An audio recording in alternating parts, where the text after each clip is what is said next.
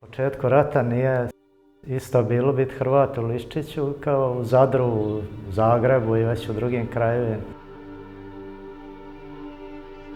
Smatra se da se Gruda ne brani u Biogradu, uz more, nego da se Gruda brani na najisturenijim točkama gdje znam da živi većinom pravoslavno srpsko stanovništvo i gdje su se okupile jedinice Jugoslovenske narodne armije.